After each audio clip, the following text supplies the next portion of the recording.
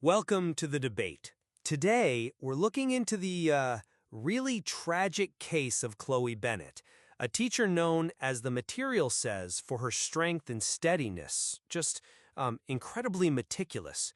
Yet she was defrauded of £3,000, money meant for her nephews for their generational wealth.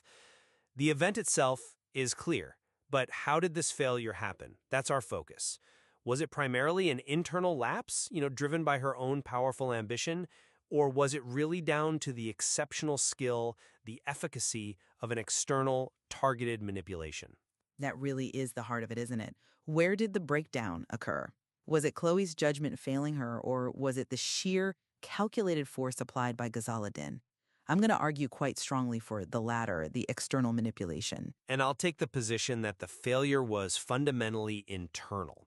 The source material really emphasizes Chloe's deep personal ambition, this urgent desire she had to provide a foundation stronger, as it says, than the modest salary of a teacher could easily provide. That emotion, I believe, directly overrode her usual cautious, her meticulous nature.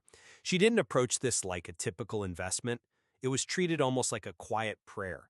And it's this deep emotional stake that made her uniquely vulnerable, causing her to get swept along. Critically, she neglected the kind of rigorous due diligence that had, defined her professional life for 20 years. The lapse was internal. It was a failure in guarding her own caution. I see it differently. Yes, Chloe's desire provided, let's say, the necessary opening, but the success of the fraud, that belongs entirely to Ghazala Din, described aptly as the charmer. Din didn't just, ask for money. She built this seemingly impregnable wall of trust. It started with an introduction through a trusted mutual friend, and she just radiated this air of quiet authority. And crucially, she used sophisticated, almost magnetic jargon talking about compound growth, asset-backed security.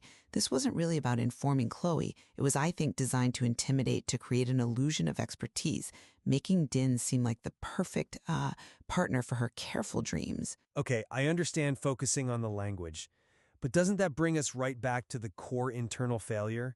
You say Ghazala used language Chloe yearned to understand, to neutralize her critical thinking. But surely, someone like Chloe, an expert in her own field, guiding others for 2 decades, should recognize that a stranger's magnetic confidence isn't, a substitute for standard financial checks. Transferring money based only on that confidence, accepting just sleek digital contracts, that's a profound deviation from meticulous behavior, wouldn't you agree? Regardless of how complex the sales pitch sounded. I'm just not quite convinced there, because I think that minimizes the tactical brilliance of using that complexity. Terms like asset-backed security, they aren't just complex. They signal or seem to signal institutional backing, maybe even regulatory oversight. It makes the actual simple act of transferring money seem almost secondary, like a minor detail compared to the supposed sophistication of the investment itself. Chloe's lapse wasn't, I don't think, a failure of character. It was a moment where she was skillfully maneuvered into feeling that asking basic questions, demanding simple transparency, was somehow beneath the high-level discussion they were having. Her desire wasn't just greed. It was an intellectual ambition to grasp this complex world. And Ghazala absolutely weaponized that virtue. Well, even if we grant the extraordinary power of that external pitch, the aftermath seems to point back internally. The source material is quite clear. Chloe's ultimate devastation wasn't the money itself. She knew money could be earned again. The real loss, the deep one, was the loss of the certainty she once carried, that she could read people, that her instincts were sound. This profound self-blame, this sustained humiliation, it strongly suggests she holds herself accountable for a failure of her own judgment. That's a fair point about her suffering. It truly is. But I'd argue that this profound loss of certainty is actually a classic symptom of high-level emotional trauma inflicted by an external force. This was a violation, not just a mistake. Think about it. She keeps the forged documents, described as a cruel monument. That imagery to me demonstrates the wound was inflicted by Ghazala's betrayal. It's a physical, external reminder of the lie she was subjected to.